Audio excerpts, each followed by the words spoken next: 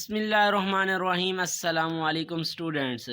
आज के इस लेक्चर में हम स्टडी करने जा रहे हैं 10th class mathematics chapter number 1 exercise number 1.1 question number 2 solve करेंगे step by step easy method के साथ। मैं आपको समझाने की कोशिश करूंगा। क्वेश्चन नंबर 2 की सबसे पहले हम स्टेटमेंट समझ लेते हैं। स्टेटमेंट क्या है? Solve by factorisation. तो अब इसमें दो चीज़ें आ रही हैं, एक है सोल्व, एक है फैक्टराइजेशन। तो इनको आपने अच्छे तरीके से समझ लेना है। अब सोल्व का मतलब हल करना। कोई भी हमारे पास ये एक क्वाड्रेटिक इक्वेशंस दी हुई हैं, तो इन इक्वेशंस को हमने सोल्व करना है, इनका हल करना है। और इनमें जो हमारे पास अननोन वेरिएबल होगा उनकी वैल्यूज़ फाइंड करनी है।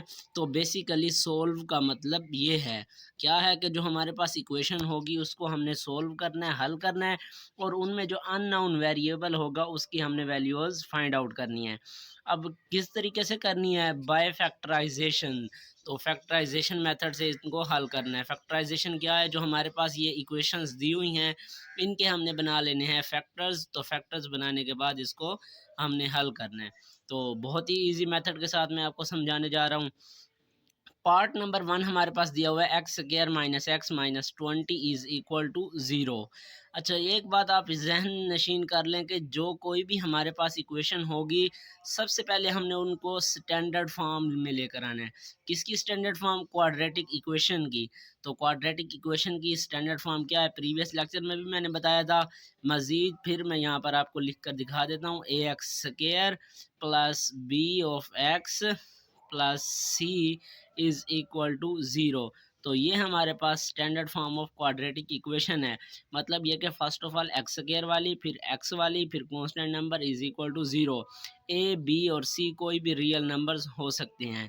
तो ये वाली डायरेक्ट एग्जैक्ट हमारे पास स्टैंडर्ड फॉर्म में है क्वाड्रेटिक। पहले एक्स स्क्वायर फिर एक्स फिर constant number is equal to 0। तो इसको हमने अब स्टैंडर्ड फॉर्म में लेकर जाने की ज़रूरत नहीं है क्योंकि ये ऑलरेडी खुद ही स्टैंडर्ड फॉर्म में है। तो इसके हमने अब फैक्टर्स बनाकर इसको सोल्व करना है और इसका सोल्यूशन सेट निकालना है। तो अब इसको सोल्व कैसे करना है? जो एक्स स्क्वायर के साथ कांस्टेंट नंबर वैल्यू होगी और जो एंड में हमारे पास कांस्टेंट नंबर होगा इनको आपस में कर लेना है मल्टीप्लाई। जैसे ये हमारे पास -20 एक्स स्क्वायर के साथ कांस्टेंट क्या है? 1। तो -20 मल्टीप्लाइड बाय 1 करेंगे तो आंसर हमारे पास आ जाएगा -20। अब -20 के हमने बनाने हैं फैक्टर्स। अब -20 के फैक्टर्स इस तरह से बनाने हैं कि मल्टीप्लाई करें तो -20 आंसर आए, और इनको अगर प्लस माइनस करें तो आंसर माइनस का 1 आए। तो अब ये देख लो -20 के फैक्टर्स किस तरह से बनाते हैं हम। 20 आ गया 2 का टेबल, 2 1 द 2 0, 2 10 द 20। अब अगर इनको मल्टीप्लाई करें तो आंसर 20 आ रहा है, लेकिन प्लस माइनस करने से 10 + 2 करें तो 12 आ जाएगा, 10 - 2 करें तो 8 आएगा, लेकिन 1 हमारे पास आंसर नहीं आ रहा। तो मज़ीद इसके आगे फैक्टर बनाते हैं तो 2 5 द 10। अब ये देख लो हमारे पास ये 2 2 2 द 4 बन गया, और इसी तरह से 4 × 5 20। और अगर प्लस माइनस करें, प्लस करें तो हमारे पास 9 आंसर आएगा, माइनस करें तो 1 आंसर आएगा। अब हमने जस्ट इनमें डिसाइड ये करना है कि प्लस इसके साथ आए या इसके साथ आए। तो हमने ये देखना है कि आंसर हमारे पास किस में है? माइनस में। तो माइनस हम बड़ी वैल्यू के साथ लगाएंगे। बड़ी वैल्यू 4 है या 5? तो 5 एग्जैक्ट हमारे पास बड़ी वैल्यू है, उसका आंसर हमने माइनस में लेकर आना है, तो उसके साथ हम माइनस लगाएंगे और इसके साथ प्लस लगा देंगे। तो अब ये देख लो फैक्टर इस तरह से बन गए एक्स स्क्वायर। अब दरमियान वाले के हमने फैक्टर्स बना लिए, माइनस का 5x प्लस का 4x -20 इज इक्वल टू 0। अब दरमियान में जो हमने फैक्टर्स बनाए हैं इनको अगर मल्टीप्लाई करो तो आंसर -20 आएगा, और प्लस माइनस करो तो -5 प्लस का 4 तो -1 आंसर आ गया। तो इस तरह से हमने इनके फैक्टर्स बना लिए। उम्मीद है कि आपको ये समझ आ गया होगा। अब नेक्स्ट स्टेप में हमने क्या करना है कि पहली 2 टर्म्स में से हमने कॉमन ले लेना है, और नेक्स्ट 2 टर्म्स में से कुछ ना कुछ कॉमन ले लेना है, जो कॉमन आएगा। अब इन दोनों में से देख लो तो हमारे पास कॉमन जस्ट आ रहा है x। इसमें से x कॉमन ले लिया तो एक्स स्क्वायर में से x कॉमन आ गया, जस्ट x बच गया। माइनस आ गया 5x में से x कॉमन ले लिया तो 5 आ गया। इसी तरह से नेक्स्ट 2 टर्म्स में देख लो 4 और 20 पर भी 4 का टेबल जाता है। तो प्लस का 4 कॉमन ले लिया, x बच गया। इसी तरह से -4 5 द 20, तो ये हमने कॉमन ले लिए। अब ये वाली वैल्यू और ये वाली वैल्यू दोनों में कॉमन एग्जैक्ट आ रही है, तो x माइनस 5 और ये वाला x माइनस 5 इन दोनों को बाहर कॉमन ले लिया, और उसके बाद ये x प्लस 4 आ गया इज इक्वल टू 0। तो इस तरह से ये इनके फैक्टर्स बन गए। अब पहले फैक्टर को 0 के इक्वल अलहदा रख देंगे और दूसरे को अलहदा। तो अब x minus 5 is equal to 0 और x plus 4 is equal to 0। तो इसमें से वेरिएबल क्या है, x की वैल्यू फाइंड करनी है। -5 है, इस साइड पर जाकर ये प्लस का 5 हो गया, और इसी तरह से ये प्लस का 4 है, इस साइड पर जाकर माइनस का 4 हो गया। तो ये भी एक वेरिएबल आ गया उसकी वैल्यू, और इसकी भी वैल्यू आ गई। तो जस्ट अब उन्होंने कहा था सोल्व करना है। सोल्व का मतलब ये है कि वेरिएबल जो है उसका सोल्यूशन सेट निकालना है। तो अब हमने एंड में लिख देना solution set is equal to, पहली वैल्यू आई थी 5, फिर कोमा दूसरी वैल्यू क्या है -4। तो इस तरह से ये इसका आंसर आ गया। उम्मीद है कि आपको इजी समझ आ गई होगी। अब नेक्स्ट पार्ट की जानिब चलते हैं जी। हमारे पास दिया हुआ 3y² is equal to y into y minus 1। तो अब ये देख लें, पिछला जो था वो डायरेक्ट हमारे पास क्वाड्रेटिक इक्वेशन की स्टैंडर्ड फॉर्म में था, लेकिन ये एग्जैक्ट स्टैंडर्ड फॉर्म में नहीं है। तो फर्स्ट ऑफ ऑल इसको हमने स्टैंडर्ड फॉर्म में लेकर जाना है। 3y² as it is. अब ये y इंटू वाई माइनस 5 ये आपस में मल्टीप्लाई हो रहे हैं, तो फर्स्ट ऑफ ऑल हमने इनको मल्टीप्लाई कर लेना है। y into Y y², y को -5 से मल्टीप्लाई किया तो ये माइनस का 5y आ गया। अब 3y² और y² इन दोनों में से बड़ी वैल्यू क्या है, 3y²। तो इन दोनों को उठाकर हमने इस साइड पर लेकर आने और इनके साइन चेंज हो जाएंगे। अब ये 3y² आ गया, ये प्लस का y² इधर आकर -y², माइनस का 5y इधर आकर प्लस का 5y इज इक्वल टू 0 आ गया। अब 3y² माइनस y² मतलब कांस्टेंट वैल्यू इधर 3 है, इधर है 1, तो 3 माइनस 1 2 आ गया। तो 2y² plus 5y as it is equal to 0 आ गया। अब इन दोनों में से देख लो जी हमारे पास कौन सा कॉमन आ रहा है। तो एक बात आपको और बता दूं कि इसमें कोई कांस्टेंट नंबर नहीं है, तो इसलिए यहीं तक इसकी स्टैंडर्ड फॉर्म बनेगी, क्योंकि इसका आगे +0 आ रहा है। अब इन दोनों में से देख लो जी हमारे पास क्या कॉमन आ रहा है, y मैंने कॉमन ले लिया, तो ये 2 आ गया, और y² में से y कॉमन आ गया तो y बच गया। प्लस आ गया 5y में से y कॉमन आ गया तो 5 बच गया इज इक्वल टू 0। अब ये इन दोनों में को हमने पहली वैल्यू को अलहदा 0 के इक्वल लेट कर लिया और दूसरी को अलहदा, तो y इज इक्वल टू 0 और 2y plus 5 is equal to 0। एक तो वैल्यू y की 0 आ गई, दूसरी हमने इनको सोल्व करके y की वैल्यू फाइंड करनी है। तो 2y है, ये कांस्टेंट नंबर उठाकर उस साइड पर लेकर जाएंगे, तो ये -5y 5 आ गया।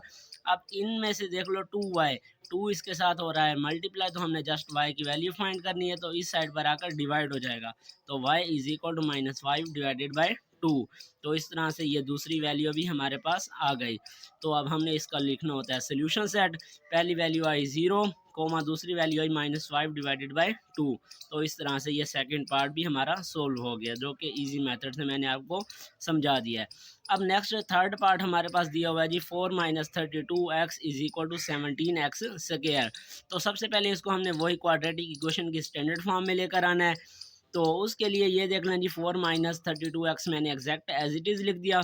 अब इक्वल के इस साइड पर हमारे पास है जी 17x², तो उसको मैं उठाकर इधर ले आया, माइनस का बन गया, क्योंकि इस साइड पर प्लस का था, इक्वल की दूसरी जानिब लेकर जाएं तो साइन चेंज हो जाता है, माइनस का बन गया।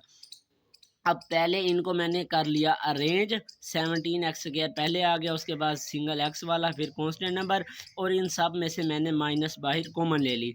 ये माइनस का था, बाहर कॉमन ले लिया तो प्लस बन गया, ये माइनस का था प्लस हो गया, और ये प्लस का था तो माइनस बन गया इज इक्वल टू 0। अब -1 से आप मल्टीप्लाई करवा दें या डिवाइड करवा दें तो ये माइनस ख़त्म हो जाएगा।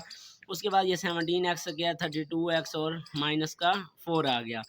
अब ये देख लो जी 17 को मल्टीप्लाई करवाना है 4 के साथ, -4 के साथ, तो ये देख लें 17 मल्टीप्लाइड बाय 4 माइनस का 4, 4 7 दा 28, 2 कैरी, 4 1 दा 4 और 2 6 आ गया। तो ये देख लो प्लस माइनस, माइनस का 68।